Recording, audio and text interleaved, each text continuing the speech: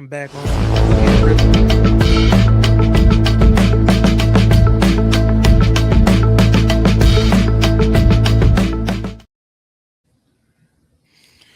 What's up, y'all? It's Bryon and Fearless back. Again. After a little bit of a Yeah. gap, we had some Yeah.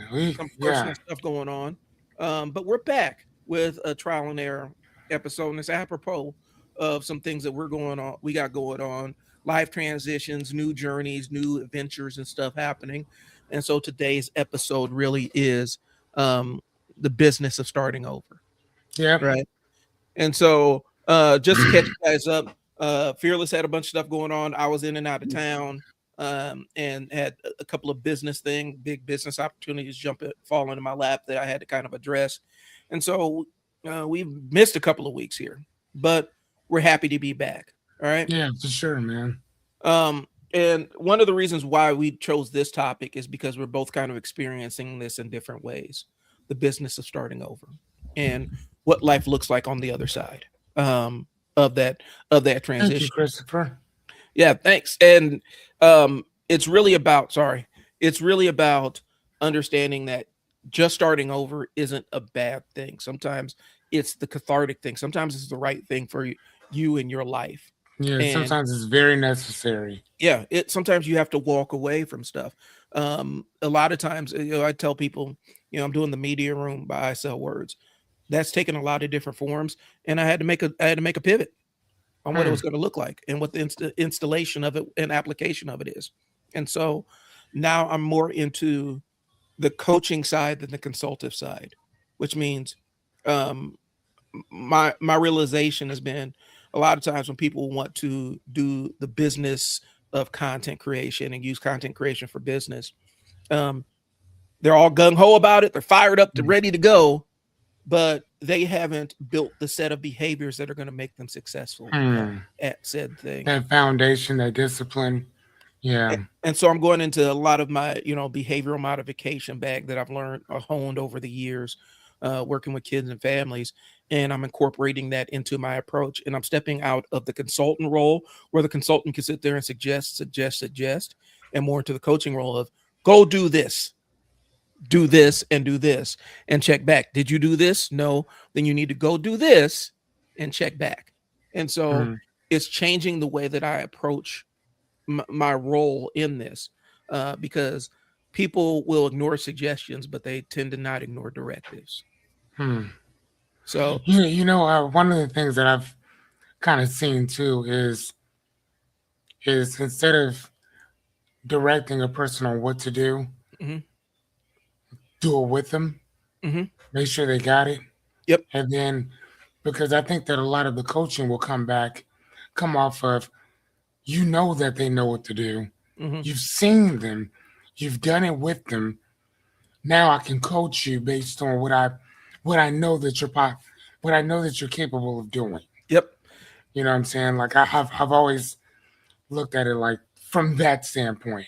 And that's kind of built in. That's where I'm going. It's built into the entire model that I've rebuilt. Right. I had to go back and read all the books and all the other stuff that I used to do when designing treatment plans and things along those lines, so that I could make it fit to an adult audience, if that makes Got sense. you. So anyway, let's get into this. So um and Fearless, you could disclose what you want to disclose. I'll talk about some of the resets that I've made recently. But No, I'll talk about my stuff. I finally, after 3 years, closed down my bookstore. I'm very happy, man. That has been a long, contrite, depressing, um, illuminating at times um, situation that I'm happy and I'm lucky for the good, the bad, the indifferent mhm, of all of it. If I had to do it again, I would. Um, Despite all the shit that happened, mhm, despite um, the disloyalty, the backstabbing, the lying, I, I'd still do it all over again, just for the experience alone. right. And sometimes the experience is the thing that gives you the knowledge That's to move that forward to your next that chapter. gives you wisdom. Right. You know what I'm What's going saying? on, Sherman? The knowledge is what happens. The knowledge is what you attain when you're going through the experience. Yep. After the experience is over, now you have wisdom. Right. Yeah. You know, Some of us do. Some of us do. well, and so, hey, Sherman, thanks for tuning in. The thing I used to tell people back in my more direct care days was knowledge plus empathy equals understanding, right? And so, Hmm. having that knowledge and then having the empathy to be kind to yourself allows you to establish an understanding of why things had to be the way that they were. I agree, man, because we're so hard on ourselves. Like, even, and again, I say this all the time. I tell him to his face, Christopher, one of the guys on here now. Oh my God, I did not like that man at all. Mhm. Like, oh my God, I did not. But like now, it's like, now that I've gotten to know him, he's still weird, but Mhm. he, it's an understandable weird. Yeah, if that makes any Yeah. sense. You know what I'm saying? I mean, he's a good dude. So, so again, man, it's that relationship, it's that growth, it's that trial and error that you go through Hmm. with people. And and some people just, they're going to hate you no matter what, and it's going to be what it is. And Right. then there's other people that, if you really sit down and chill and give them a chance, dude, some of these people might really surprise you. So, I've met uh, my friend Yadira, Hmm. um, her husband Benny, uh, my friend Matt, Sherry. I've met all these different people because of that store. Yeah. Lifelong friends that I consider like close to me. Yeah. Even you, I met you Through the at the store. store. So Diane, met so many different people that have come and that have come to stay because of that. So Well, I have no regrets, well, and I'm happy to start over. well, and I had an experience where initially when I left my last corporate job, you know, director residential services, had my name and staff reporting to me and all across all the shifts and sat in all the meetings with all the important people in the state and all the other stuff. When I stepped away from that, first thing I did was I went out and wanted to go acquire a franchise. Hmm. And so I started that process. As somebody I knew that had a franchise or looking at moving on, they're looking for somebody to sell the franchise to. And so I went in there and sat down and talked to him. And he's like, well, before you, because at the beginning I was ready to just put the money down and transition, jump all in. And so he said, pump the brakes a little bit. Why don't you work here a little bit, do some of the marketing stuff and figure out if you want it. And I sat there and I did that for about maybe 4 to 6 months. And I'm like, man, I fucking hate this. I hate this so much. You're I right, don't want to do this for the rest of right. my life. And there are parts of it that I loved and other parts of it that I didn't like. And so, do I feel bad that I experienced it and said, you know what, I'm not going to do this? Hmm. No, I don't, because I needed that experience to show me this is not this is not the vehicle for you. Yeah, for sure. And I think we all have our different success vehicles. Some of our success vehicles, for some people, their success vehicle is their career. They love it, and that's going to be the thing that creates the pathway for them to have the life that they want. Other people, it's going to be more creative, self funded endeavors, Hmm. and other people, it's going to be a mix of things. But you have to try it out to learn. This doesn't suit me. And so, yeah, it might have been a painful process at times, but I needed the experience. Needed to get the Yeah. experience on me to realize this is not what I want to do for the rest of my life. And funny enough, like it's not the fact that I would never have a bookstore again. I think that I would do it a little differently Hmm. than having a big, huge, 2 to 3,000 square foot building. once I'm kind of finishing up with school, I plan to start a consulting business or whatever, just Mm-hmm. with like life and accountability and stuff like that or whatever, right? Mm-hmm. But now, when I get in office, I'll probably sell books out of there, but books that I've actually read myself, Right. And the fun thing is that I've read so many books that I will keep books up there constantly because I read all the time, and um, I'll probably have them rated Mm-hmm. based on whether I like them or not or whatever. But so it's not that I don't want a bookstore; I very much do. It's just not in that capacity, Right. like just not like that. Well, and the thing is, a lot of times in the business ownership space, sometimes we think that we have to conform to what other people have done before, and not Yeah, understanding the layer of creativity that comes with owning your own business. Where as long as you can find people to pay for what you do, you can implement it. You can implement it however you want to, yeah. and you don't have to duplicate what somebody else is doing. Retail is a brutal space, and I will disclose it. Like initially, I was going to move in the store, set up my studio, and all the other stuff. From a hindsight perspective, the worst thing you can do from a business is start underwater. And Yeah. and even though there was a capital on the side and everything, I would have still essentially been starting underwater, and then it had to pay. Like when you start underwater and you already have overhead, that's the thing that kills your business faster than anything else. Where you already have overhead before you have a client base, or before you found a way to initially cover the overhead.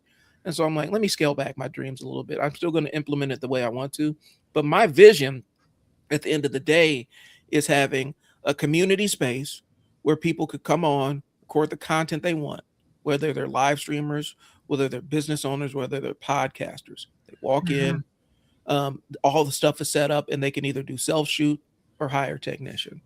And that's my eventual dream of it, where a videographer could say, "Hey, I need to rent out your space for X amount of money. It's going to take this and blah blah blah blah blah." I want to have that world, Hmm. um, and that vision is still going to be there sometime. But a co-working space for creatives would be dope, and that's something that's a bigger dream I'm working towards.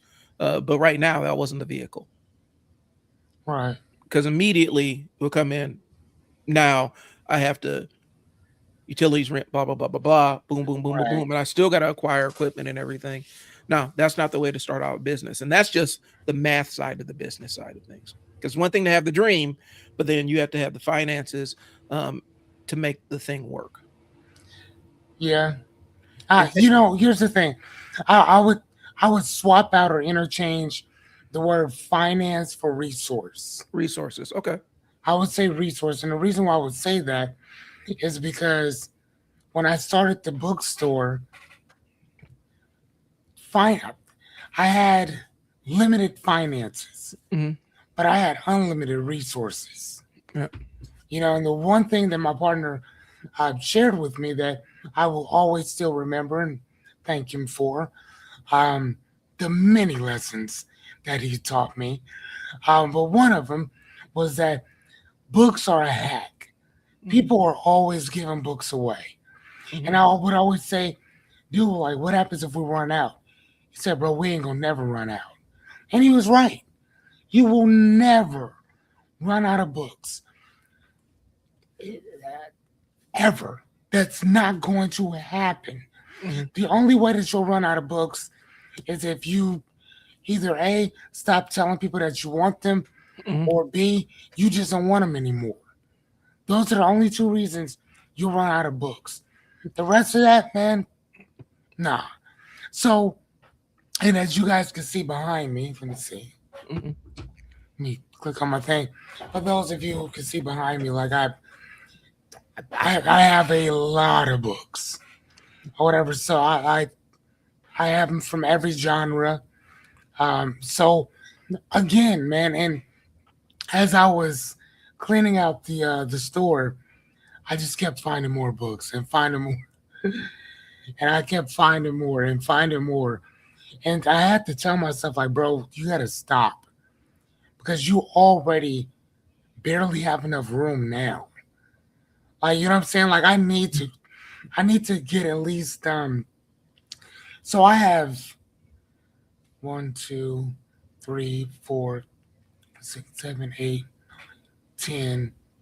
I have 10 bookshelves downstairs in my basement, Hmm. right?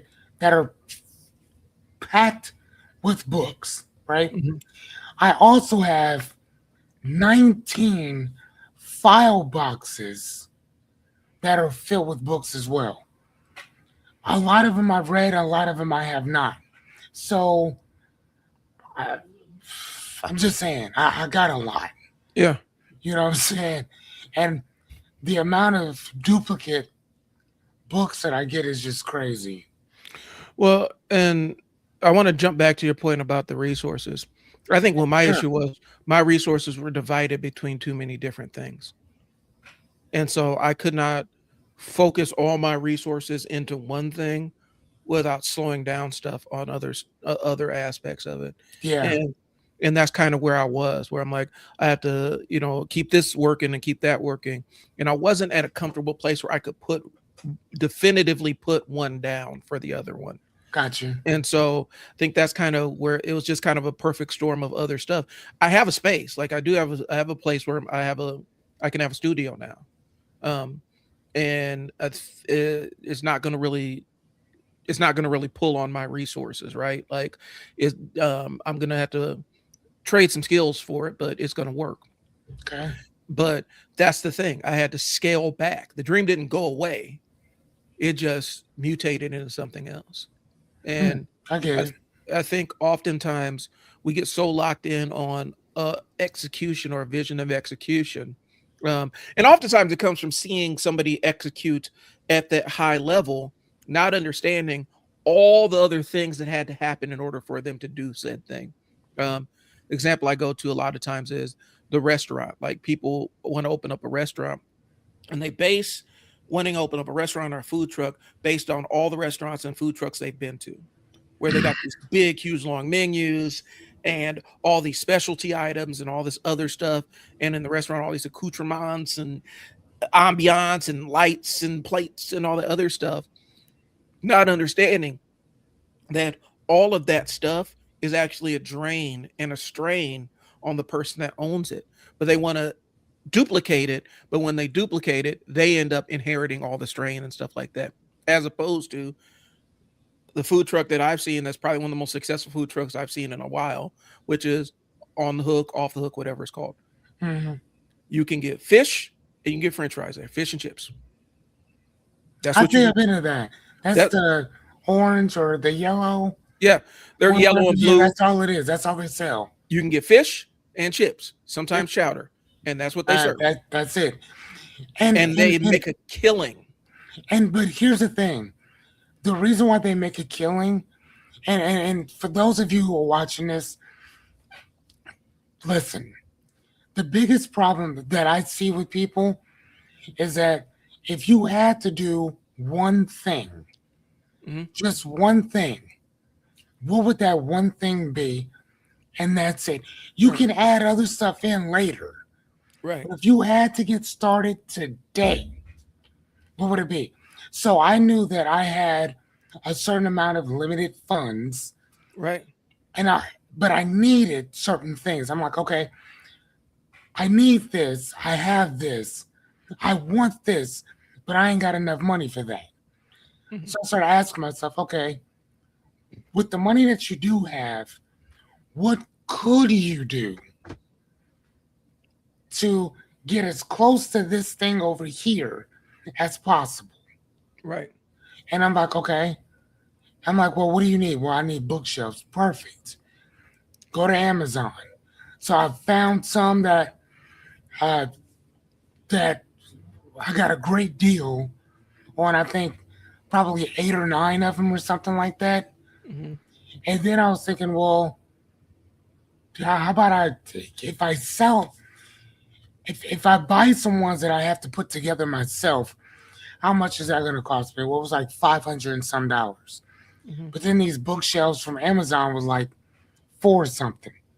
So I'm like, all right, well, just buy these, put them out in the day room, this and the other, and then go thrifting for everything else. And then we just so happened to find a thrift store that was going out of business. And I got so much stuff from them. Yep. It was crazy. So much stuff that they gave me for like pennies on the dollar just to get it out. Right. So the one thing that I'll tell you guys again is that it's not your it's not the money. Mhm. It's how resourceful are you? Yep. Have you gone to Craigslist? They're always giving shit away on there. Have you gone to market with Facebook Marketplace? Right. People are always willing to will and deal, and they're always giving stuff away on there. So there's things that you can get for your business or whatever you're trying to get, as long as you're resourceful enough to take a different path other than the one you're thinking about. Well, and that's the other side. It's also flexibility. If you're locked in Right, on this specific vision and your vision has no, you don't have a, no, a minimum viable execution layer. Like this is this is the minimum way that I could feel comfortable executing said thing. right, You're setting yourself up to fail. And that's why I go back to the restaurant thing, because people have this grand vision of what all their restaurant needs to be. And the thing they don't think is we need a simple menu with a couple of items on it that we can execute really, really well and turn them over really, really fast. And they want to have all the bells and whistles and all the different things and all the different items and stuff like that. I've seen it in food trucks. I've seen it. You go to food truck got this big, huge, long menu of stuff. There's only a certain amount of stuff that you can haul around in that truck and keep it cool within the temperature guidelines and all other stuff. But they end up sabotaging themselves because they don't pick one thing that they're good at, one or two things that and execute at that. And that's why that fish truck is successful. That's why they can have multiple versions of it. It's almost like a chain right now, where they're in all a bunch of states and there's multiple trucks and they hire contractors to do it because there's one thing that they do really, really well and execute on it. And that's what people show up for. Instead of trying to, we're going to do all the seafood and right. you can get crab legs here and you can get this and you can get that. Nope. You get fish and chips. That's what you get. Well, what if I want something else? Well, there's other places you can go. Okay, And so right. and I think oftentimes that's the problem. That's where people end up getting jammed up because their execution layer, um, they don't really have a minimum deliverable. Like there's not a floor that they're willing to settle on, if that makes sense. Okay, And so it unless it's this perfect way and it comes out in this perfect way, they don't want to do it. And then they fight too hard to execute in this specific way. And sometimes there are elements that are unforeseen that prevent you from executing exactly the way that you wanted to execute because you never gave yourself any flexibility to implement the thing. I hope that makes sense. for sure. Of And course. so I I was think just go ahead. go ahead. No, go ahead. Well, and I think that's the barrier specifically for a lot of new business owners. Because when you start a business, you're going to encounter a lot of shit that doesn't go right. There's going to be a ton of things that don't work the way that you want them to work. Yeah. Um, and instead of understanding that, they end up getting frustrated and try to force the square peg round hole kind of thing. And unfortunately, they get too caught up and jammed up in the execution in that layer that they never execute on the things that they're good at, and then the business tanks because they're too focused on the things that don't matter. That's all. Okay. And so I like the fact that you are ready to, when I restart this bookstore, when I redo the bookstore, I'm gonna try to reiterate this idea. This is the way I'm going to execute it, and I'm gonna leave the Yeah, folks for to go. sure. Yeah, because I mean, for myself, like I said, I love to read, but one of the things for me was, um, I would, funny enough, I would rather only sell books that I've read. Hmm. You know, Right. and again, some of y'all might be like, dude, that's kind of out there, but again, I read almost everything. So like, I don't have like a particular genre. There's certain genres that I like more than others. Hmm. or whatever. I don't really read a lot of manga stuff. Matter of fact, I don't read any. Um, so like yeah, I mean, there's certain books that I do read, Hmm.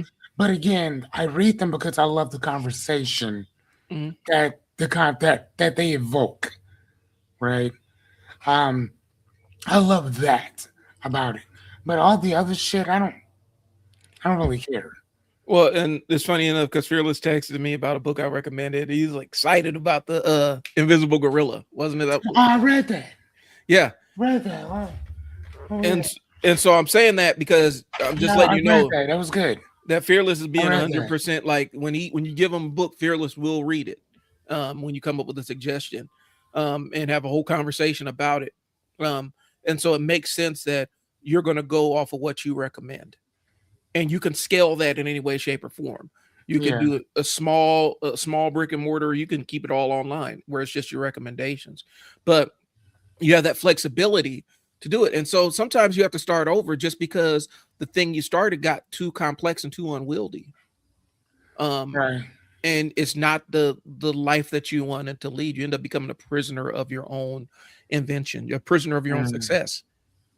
I've done that where you end up becoming a prisoner of your own success. You feel like you're trapped because you had all the success, but now this thing is morphed into something that you don't necessarily want to mm-hmm. sustain. Correct. So, all right. So the one of the core questions I have on my notes is, how do you know when it's time? How do you know when it's time to stop trying to save an old version of your life?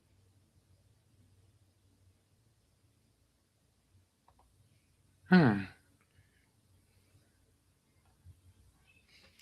Okay. So where's that at? It's on the notes, right above part number two, and it says, "How do you know when it's time to stop? When it's time to stop trying to save an old version of your life?" You know, I think it all depends on what you're doing. Hmm. You know, because again, like with you, for instance, sometimes you'll love an idea, and then over time, you're not as excited Yeah. about that idea. So, is that the case that you move on, or is that the case that you stick it through? So again, I think that it literally all depends. Even with the bookstore, I would have loved to keep going. Actually, take over. Okay. So the thing I've kind of learned is when I say no longer serves me, there are things that no longer serve me that I still have to do, right? But then there are also things that no longer serve me that are a void. And it's actually taking away from other aspects of my life. And so that's when I make the decision to know when it's time to stop trying to save it. Stop trying to save this version of myself that I was used to, and kind of pivot into something brand new. I think oftentimes when we make the decisions about what we're going to try to persevere through without starting over or reimagining is based on, well, this is what I've always done. This is the habit that I built for myself. And sitting down and looking like just because I do it all the time doesn't mean that it has value or adds value to my world or life. Matter of fact, sometimes you can habituate something that is actually something that is subtracting from your happiness and subtracting from your life, and your vision of how you want things to be. And I think to me, that's kind of when when you have the conversation with yourself. It's like, okay, do I really need? I don't like this version of me, this version of my normal activities, this version of what I'm involved with, this version of the person that works at this specific place is very unhappy. Why am I trying to save that as opposed to creating a new version of myself? So it's kind of a layered question, but for me, it's when um it manifests for me as this nagging underneath ongoing unhappiness, um where it's this um perpetual, and I've been there, where it ends up being this perpetual unhappiness where um I feel like I'm consumed by said thing. Um And no matter what I do, I always return to the baseline of being unhappy with the thing. And um, yeah, I mean, that's how I make that determination. And I think oftentimes we are too attached, for lack of a better word, we're too attached to the version of ourselves that we're used to, and are willing to live in a place where you're not happy or not fulfilled with what you're doing. Um, and it starts impacting other aspects of your life. And so that's the long about answer. So how do I know when it's time to stop save a version? When how do I know when it's time to stop trying to save an old version of my life?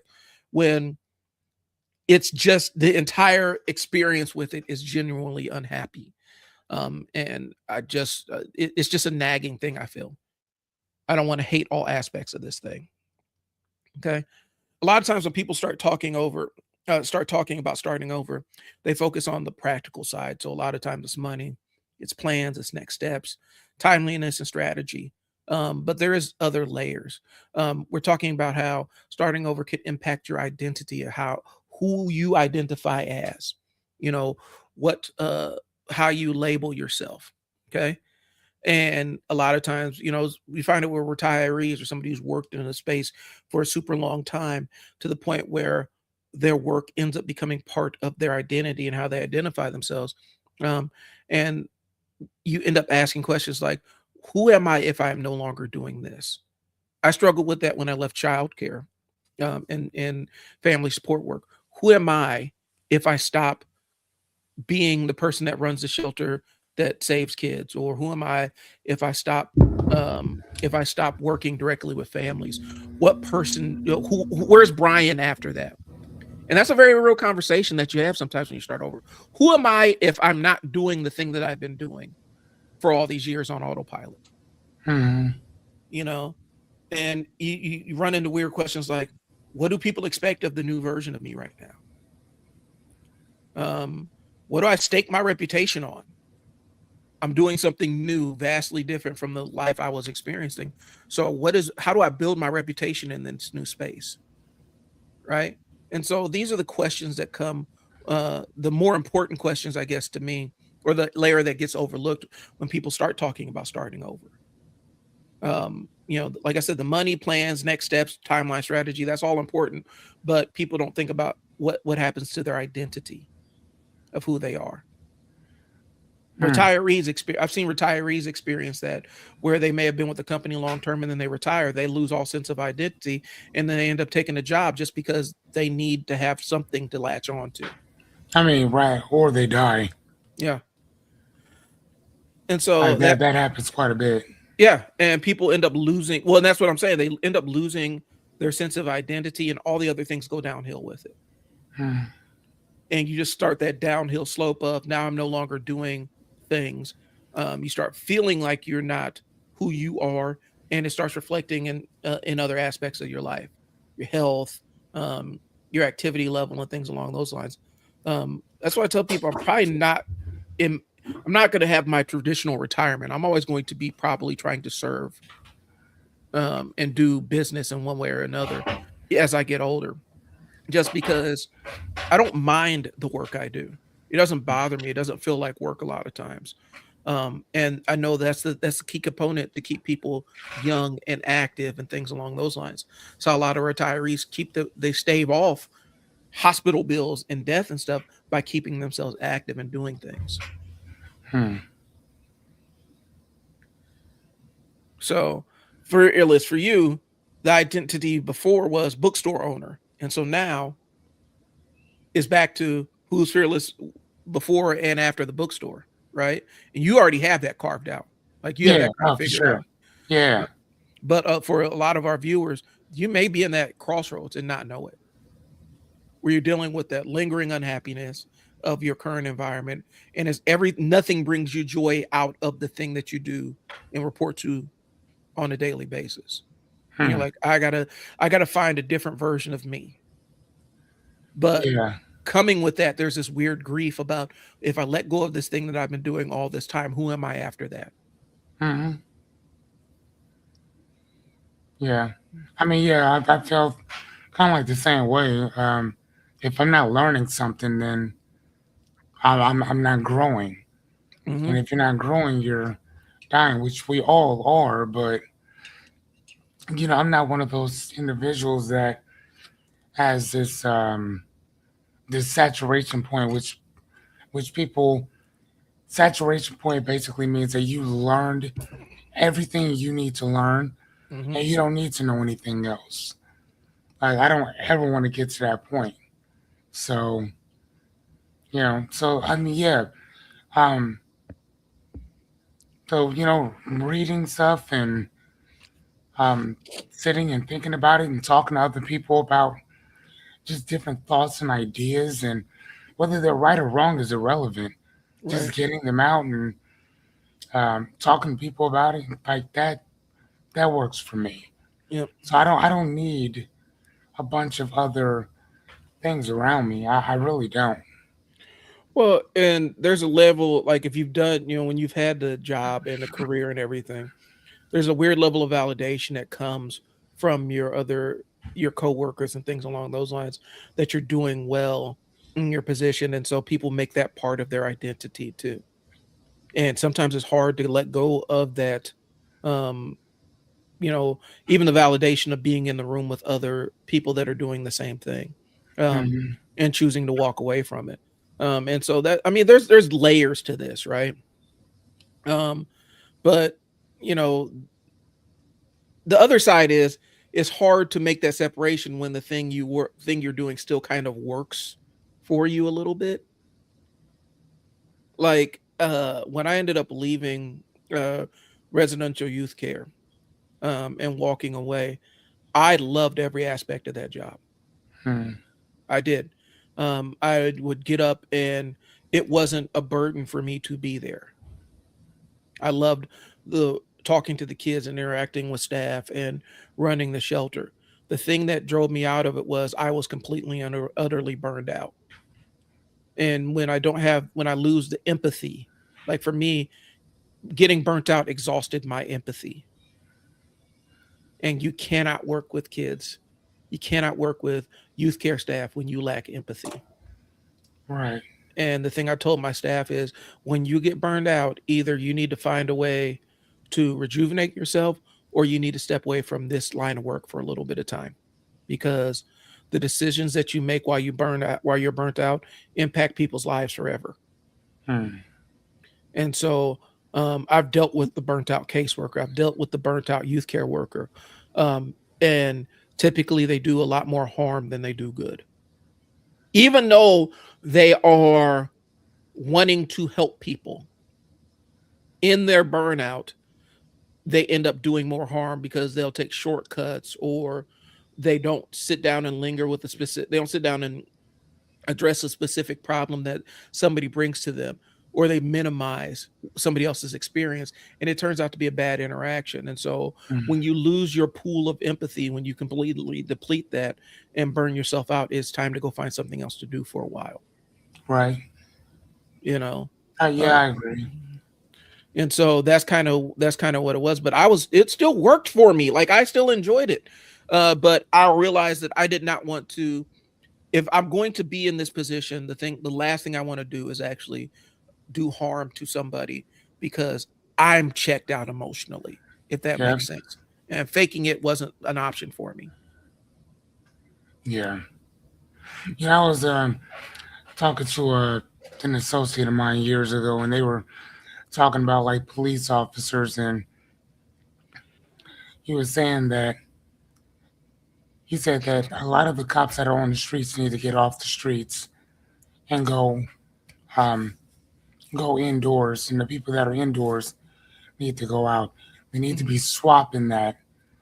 He said something like every 3 to 6 months, Uh-huh. because you can get so enamored. You can also become so um, so um, nonchalant Mhm. and disconnected from people that it's just better to take a break from that, because again you see everything the same exact way. It's hard to see things with new eyes. Right. Whereas if you're in and then you come back out, you see everything totally different. Well, and I think it's that balance of if you want to do good work, because that's the defining line. Some people don't really care about it. Right. You know, some people like the idea, and this is kind of an aside, but not really. Um, there's a thing in there, and specifically in the law enforcement space, that they're talking about psychological thing where um, the militarization of the police and the mental militarization of it, where they see themselves as the good guys and everybody outside that door as potential enemies. You can't interact with the public like that, but some of them do it on a daily basis. And so what happens is you escalate situations that don't need to be escalated. You lack empathy in situations where you really do need to use your emotional intelligence and empathy. And then you end up in situations like what they have in the LA Sheriff's Department, where they actually have gangs that are sheriffs. They have police gangs where and this is not this if you don't believe me, you can go look it up. Look up the sheriff gangs of LA. Where in order to get in the gang you have to go hurt somebody in the community. And one of the gang rules, one of the gangs that was operating was no black people or women are allowed in this gang. And people were trying to justify it and rationalize it. Well, it makes us more effective. To who? Hmm. To yourselves, or are you serving the public? And that's the balance, right? And I think oftentimes that ends up getting lost. Because specifically with jobs where you see horror on a day to day basis. Hmm. You know, um, people, caseworkers see horror on a daily basis. Firefighters see horror. People that do EMS work see horror. Police see horror on a daily basis. Yeah. And it's really easy to lose track of your humanity in that role. Um, I advocate for the caseworkers because I think that's the one that always gets overlooked, right? Right. When there's a big, huge to do and the police are on the scene or firefighters on the scene and you have kids involved, who else is on the scene standing next to the police and firefighters? Caseworkers, what are we going to do to save these kids? Hmm. You know, when a parent gets locked up for abusing their kid, the caseworkers on the scene, right? And they have to go read the entire backlog of abuse and all the other stuff. That's why okay, and this is just me. I have a real sensitivity in media when I see kids being hurt Hmm. in comic books, in literature, and all the other stuff. That there's something that if it's something that it invokes something in me where I'm like, I want to run away from this. I don't want to see this because I Hmm. lived a life where all I saw was kids getting hurt, Hmm. and I was there to after they got hurt, how do we restore this kid? And so I don't like media where they play kids getting killed or kids getting hurt as a joke. That turns me off really fast. That's Hmm. something I learned, got from case management, being on the front lines of working with kids. Yeah. Um, and so, but yeah, I get where you're going with it because I can imagine, law enforcement, you constantly are in that level of interaction with people, That and heightened awareness. Yeah. yeah, and you can get too siloed off where you forget that the people you're interacting with are still humans on the end of the day and they're not just Hmm. the others. And we talked about it Right. with cognitive science and stuff, where the otherizing of people. We talked about that little experiment where they had the two groups of kids at the national park, right? We had the two different camps of kids, and you gave each group an identity around that, and then just kind of turned them loose, and they almost killed each other. you know, Like, um, yeah, like the Lord of the Flies type yeah, stuff. or the prison experiment that we talked about plenty of times, Mm. where Stanford prison experiment. yeah, that happens. That's a really real thing, guys. And so when you have your group and you get siloed off and it's you versus them, specifically in a working environment, it can get really ugly really fast. All right, Yeah. I've ranted about that enough. All right. Let's see. The grief of outgrowing things. Yeah. That what was that number? Number Yeah. 4. I like that. Um, what does that mean to you when I say Even when the decision is right, the time that you've invested, I think a lot of this has to do like with relationships. uh-huh. When people are in relationships with each other, the version of yourself that wanted it, the people connected to it, the story that you told yourself about said individual or the event or circumstance, the future you thought that it would actually create. Now that yeah, I think that goes with a lot of relationships that we have with people. It sucks. Yeah. It sucks. But at the same time, like myself, I think that is one of those things that you have to that's gonna happen. Period. Right. People people are going to drift apart. You know, it takes work sometimes to stay in there with a person. Hmm. You know, it takes work. You know, one of the things I like that was that name Gary Chapman or David, whatever his name. Chapman, the dude who wrote the five love languages, Hmm. he said that after 5 years, he said, man, once that mystique is gone and you know this person, you you are going to you gotta work for that relationship. Right. Yeah, it's not just gonna be given to you anymore. They were like, you know, if you guys are cheating on a mate, you probably don't have to work as hard as the other people do. Hmm. But for the most part, no, you gotta be put you have to put some work in. Right. So like no, I totally understand that, man. I get Well, it. well, and then the side of it is where you completely identify, because I can approach it from that career or job or even friendship standpoint, where you completely identify as that said thing. My first shelter, I loved that job. I loved everything about it. But one day I looked up and I said, I know these kids better than I know my own. Oh, yeah. And so I had to walk away from this thing that I built. Like I built it, and I grew it, and I put my stamp on it, my signature on it, and I had to actually decide, make the very hard decision. Like it's time to walk away from this thing that I built and let somebody else steer the ship, because I cannot. These kids are here for a short amount of time. My kids are with me for my life, and so I had to make that decision and flip that switch and move on to go do something else. And I think that was my line. That's where my line came up with. And that's where this kind of, I had to grieve. Like I was depressed after leaving my first shelter.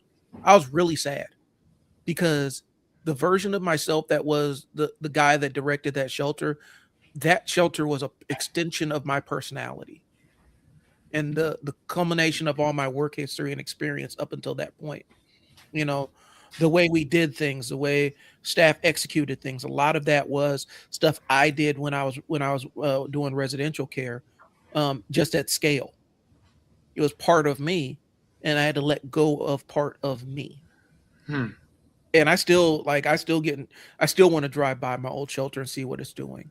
I still care Yeah. about my old program, but I had to make that transition. And yeah, there was a layer of grief. And I was happy. I got a promotion. I was in a new job, sitting in a new seat with more responsibilities.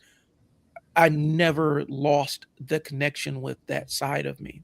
Um, but I had to grow away from it. I had to move on because my kids mattered more than anything else. Yeah, for sure. And I was putting nights and weekends there every single week. I was there and I wasn't here with them. Hmm. So yeah. That makes sense. And I so yeah, now I get it. I'm um a father myself. yeah. And so and the example, I mean, like grief just means the thing that you were involved with actually mattered. Mhm. We don't grieve things that don't matter to us. Nope, not at all. And we try to categorize it and say, why am I grieving this? Because it mattered to you, it was important to you. Hmm. And that's okay. The relationship with that person was important to you. That job was important to you. And it's okay to feel that separation from it. Sunk cost. Ooh, this is one. This is a big one. This is a doozy here.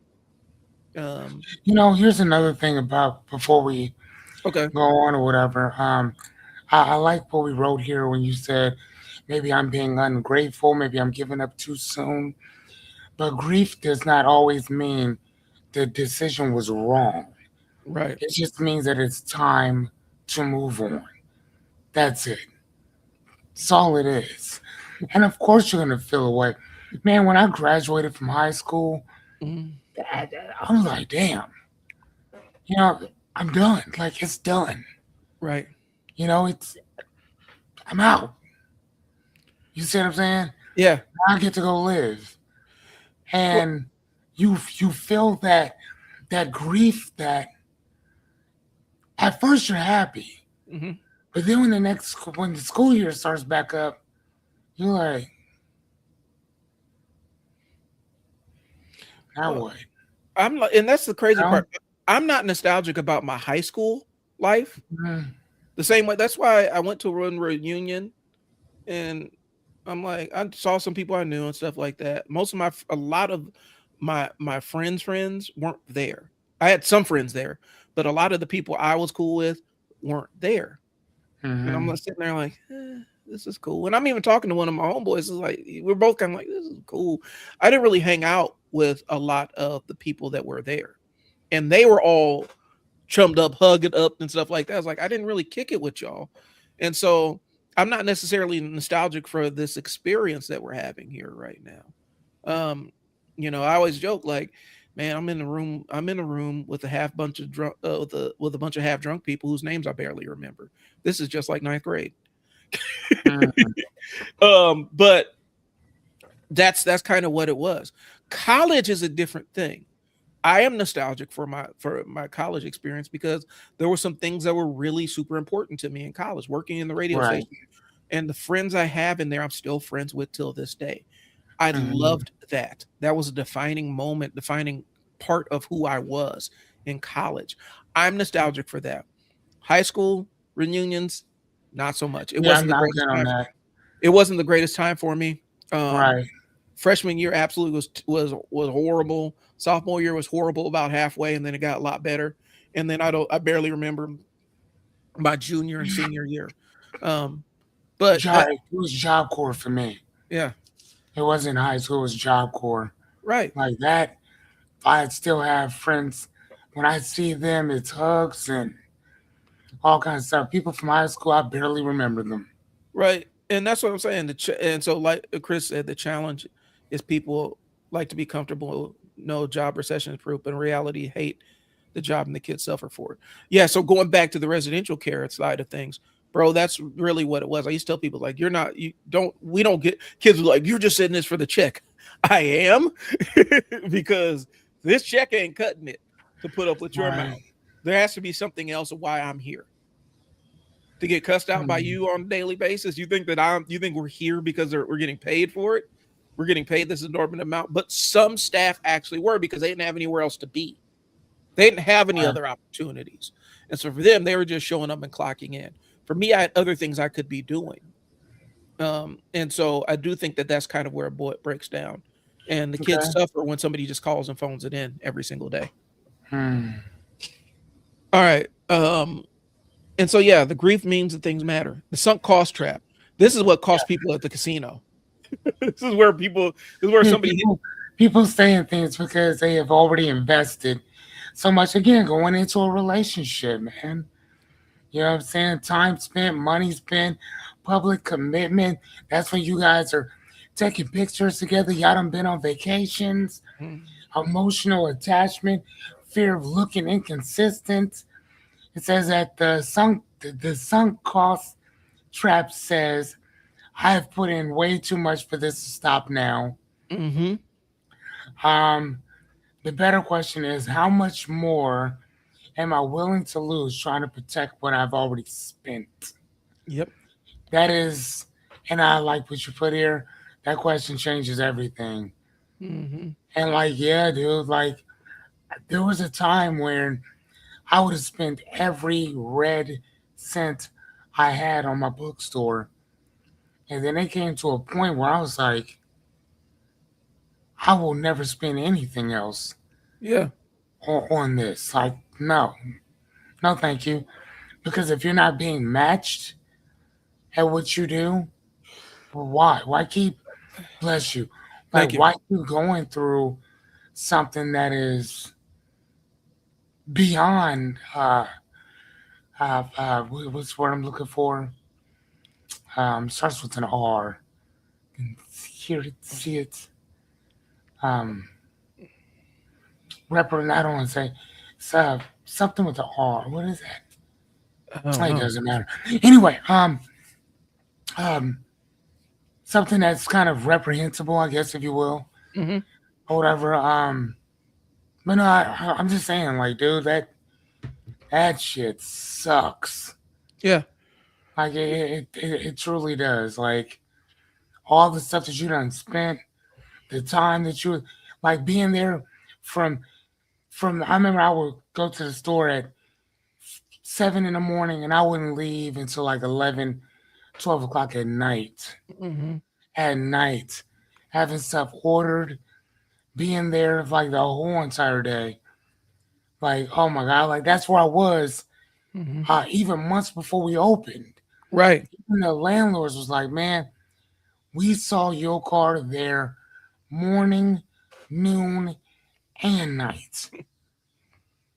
And your car was the only car that we would see morning, noon, and night. Right. So I mean, man, that Well, sunk cost yeah, is a sunk cost built Las Vegas. Like sunk cost is the reason why Las Vegas exists. is it? Well, look at it like this: Explain. the concept of throwing good money after bad money. I got to win. I already put this money in. I have to win it back, and I got to win it back. Oh, I got to win it back the same way I lost it. And oftentimes that's the trap a lot of people get into is I have to win back the stuff that this enterprise took from me by doing more in this enterprise. mm-hmm. I have to win back my money the same way I lost my money. I have to win back my time investment the same way I lost it. I have to win back my emotional investment the same way I lost it, as Yeah, opposed to finding something else. And so you end up digging this hole, and the only way you figure you can get out of the hole is to dig deeper. And that never gets you out of the hole. You're just in a right. deeper hole. And the only way to actually escape the hole is to stop digging and climb out and start digging something else if you want to dig a new hole. But the reality is, it's physically impossible for you to dig all the way through the planet and come out on the other side. And Yeah. so how far do you want to sink in this? Hmm. And so when I say sunk cost built Las Vegas, that's what it is. People win a huge amount of money or they lose a bunch of money and say, well, shoot, I lost my $100. I'm going to stay until I win my $100 back. And then Oh, that $100 back ends up becoming $500 they done spent.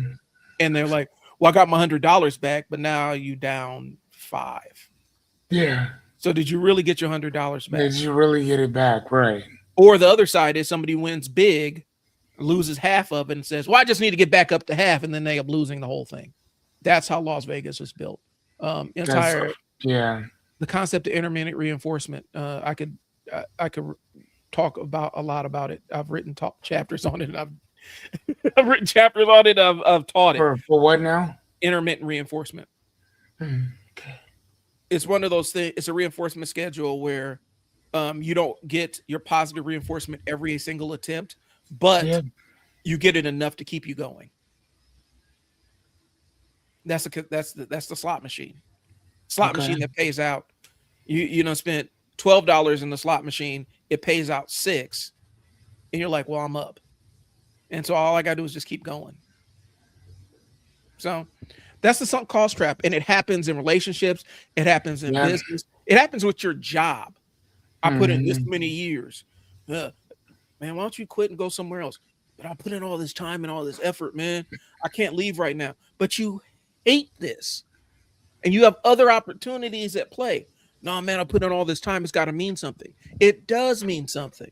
Hmm. If it means something to you because you don't want to let it go, that's important. But that doesn't mean you have to continue to make yourself suffer every single day. Correct. So, Correct. I agree. Let's move to this one, and we'll stop on number 6 because we got 12 of these. But I okay. really wanted to end on this one. When loyalty becomes self betrayal. Ooh. Sometimes people confuse loyalty with endurance. They think that staying strong, that staying means that they are strong. They Mm, think that walking away means that they're weak. But loyalty can become self betrayal when you are staying attached to something that keeps draining you, mm-hmm. right? So this is business, jobs, friendships, creative projects, community, old goals, peeps, like relationships in general, not just friendships, but relationships, Yeah. relationships like in general, like that is that is a huge thing, Mm-hmm. like in general. Well, when your loyalty is, when you're comfortable, not even comfortable, but when your loyalty actually starts to harm you and do real Yeah, harm to you, um, because you're so loyal to a point you've identified, and this goes back, ties back to earlier. You've labeled yourself a loyal person, and you're like, well, I'm loyal, and I'm going to endure this because I'm yeah, loyal to said person. Um, yep, or I'm loyal to this project. I can't give up this project. I put my heart and soul into the said thing, and so I'm going to allow it to continue to hurt me. Um, and you correct. and the question is, what does this? What is? Who is this turning me into? Hmm. That's why I had to walk Okay, away. That's why I had to walk away when I was burnt out. Like, who is my burnout yeah, for turning me sure. into? It's turning me to a scornful, resentful, angry person, and that's not who I normally am. And so that's where you start. That's where you start. That's where you make that. That's where you make that cut and say, "This is not who I want to be. This is shifting me into a person that I don't want to be." Now, sometimes it can shift you into a person that you want to be, and that's where you continue to deal. Okay, this is bringing out the best in me. I like this, but when it starts turning you into somebody you don't want to be, that's a sign. So, Got it. all right, we got through it. Fearless. Do you have anything else? No, actually, I don't. Um, Today is my friend Yadi's birthday. Yadi, come over here, please. Say hello to the people. Hi. They can't see you. Say Hey, hi. hey, Oh, hi. hey! Happy birthday! Dad, he said happy birthday. I read his lips. I was Yes, thank she you. did. Thank you so Yep. much. So yeah, we're about to take Yachty out to lunch somewhere. So Okay. yeah, that's why we're stopping Yep. or whatever. So want to go get some lunch. All right. Well, we're going to wrap it up here. We'll probably pick it up at number 7. I'll put that on the Yeah, thing. yeah, for sure, for So, sure. anyway, I appreciate you guys tuning in. Thanks for tuning to Trial and Error. Yeah, for sure, man. Thank you guys. Thanks for sticking with us with the with our schedule being all over the place. We're back Yeah, now. So we'll talk to you yeah. guys later. All Peace. right, bye, deuces.